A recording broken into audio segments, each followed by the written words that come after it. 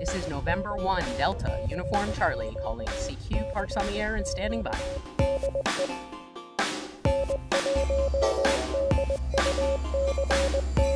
CQ Field Day, CQ Field Day. This is November 1 Delta Uniform Charlie.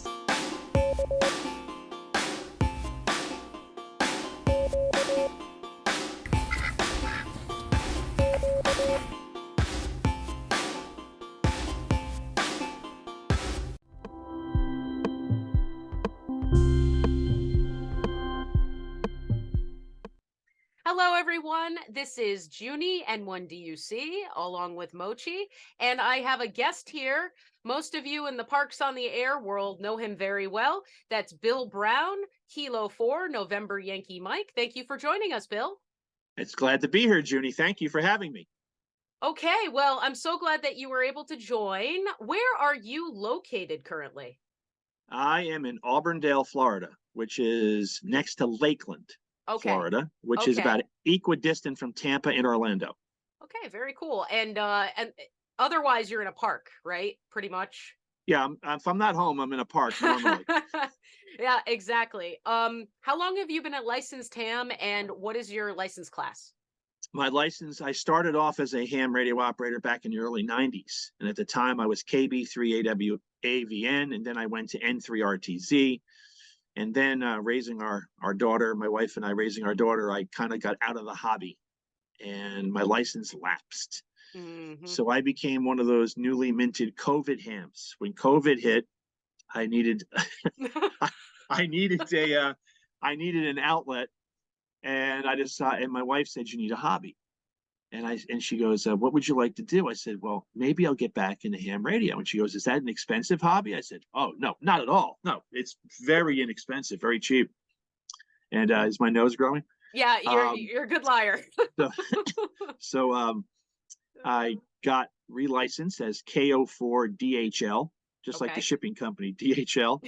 And I decided I wanted to get a vanity call sign. I'm a big New York Met fan. So I decided to get K4NYM, which stands for Kilo 4 New York Mets. And so that's how I got the K4NYM call sign. All right, very good. I had a good question for you that came up. Oh, well, Mochi's falling asleep over here. You're making him sleep. What interests you about the hobby? POTA. With a side of POTA. Okay. No, I really enjoy Parks on the Air. It's I got into it very early after getting relicensed, and I was hooked the first moment I started it. I also enjoy the social aspect of the hobby. We've been having the Central Florida POTA meetups down here. I've been able to meet other hams, going to Hamvention, going to Hamcation. That's been great, meeting other hams. And my dad's a ham. He's still with us. And so the social part of it's really cool. Yes. And I can agree with you 100%. I got involved with Parks on the Air shortly after you did, because I got my general in, let's see, May of 2020. I didn't, the whole COVID thing, I wasn't expecting that. But hey, I got my ham radio license. It just so happened. And then I was 1 month ahead of you. I was in April. I got relicensed, and you got relicensed, and you got licensed in May. Yep, I did. And just moving on, I think we made our first contact in like September or something. So you had just started Parks on the Air. I had just started Parks on the Air. And isn't it amazing, like, how it's grown? It's just exponentially growing. I think people finally got bit by the bug or heard it from somebody else, and then they started doing it, and then they became POTAholics, right? POTA is, the leadership team at POTA has done a great job in, I like to say, directing the growth of POTA, not actually causing it to grow, because the growth is organic. Right. You can't force something like this to grow. People have to want to do it, and people are doing it internationally now. It's not just in the States. Mm-hmm. It's in Europe, it's in South America, it's in Asia. It's just growing exponentially.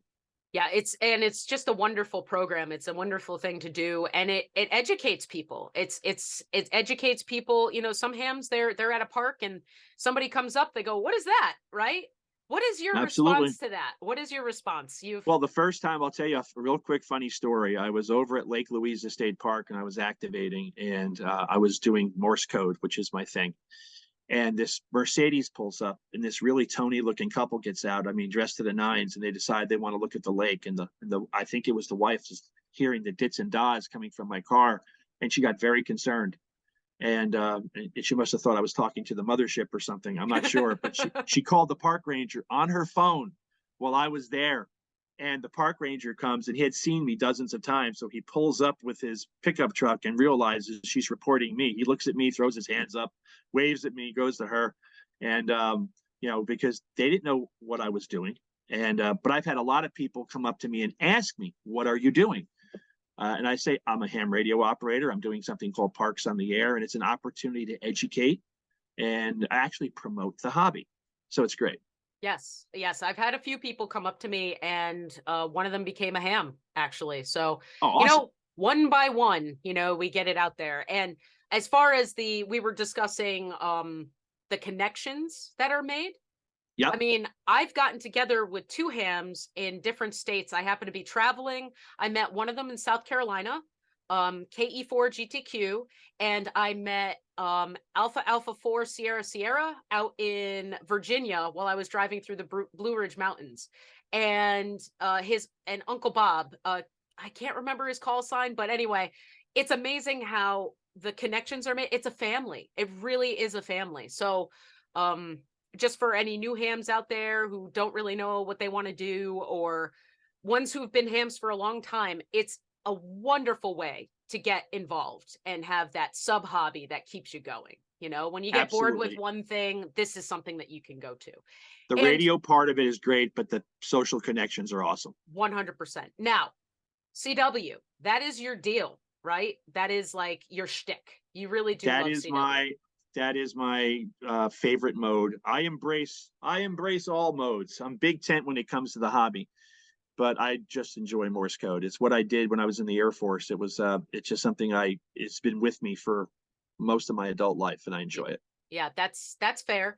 Well, for those of you who are not familiar with the Long Island CW Club, and Bill Brown over here said, "Hey, Junie, you want to become, you want to learn Morse code? Try the Long Island CW Club." And so he's the reason why I became involved in that club. And I also did the CW Ops Academy, which was wonderful as well. And what I liked about CW Ops is that there's a regimented program you need every week. What I liked about Long Island CW is that there's more of a social aspect to it, where there's more events, and that's all online. Everything's all online via Zoom, via, Skype, or whatever they use as their platform. But it's just awesome. So thank you for also being my first CW contact for Parks on the Air. I remember that. I remember that. I remember that. It was rough. That was awesome. It was rough, but you were the first one. So thank you. But you hung in there. You didn't give up. We got the whole QSO done. That was fantastic. And I appreciate your patience for that one. I wish that was recorded, because that was like a nightmare. It's like, I can do this. I can do this. Bill's on the other end, he's really patient. So it's nice to have patient people out there. And that's something, if anybody out there is wanting that first contact, Bill is probably the best person to try to make contact with Parks on the Air. So, well, there's something unique about you with your activations. You have animals that have, yes, Mochi, animals. Did you hear that? You have animals that tend to follow you on these activations. Is this it's kind of, I feel like I'm being stalked half the time. Okay, well, I'm going to share a few photos with the viewers. Let's see. What about, there we go. This photo here, you have, can you see it? Yeah, I can see it. Oh, good. That's a bison. That is a bison. Mochi's looking away. He's kind of scared of it. So you had a bison. Let's see. What else? What else do I have here? Oh, well, you with the bison. Your face looks like you had a long day of POTA.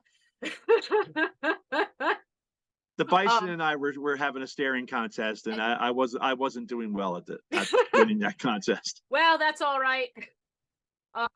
And then there is a short video from your YouTube channel, which I will add a link below for his YouTube channel so you can see. I'm going to share sound so everybody can hear it. Hopefully this works.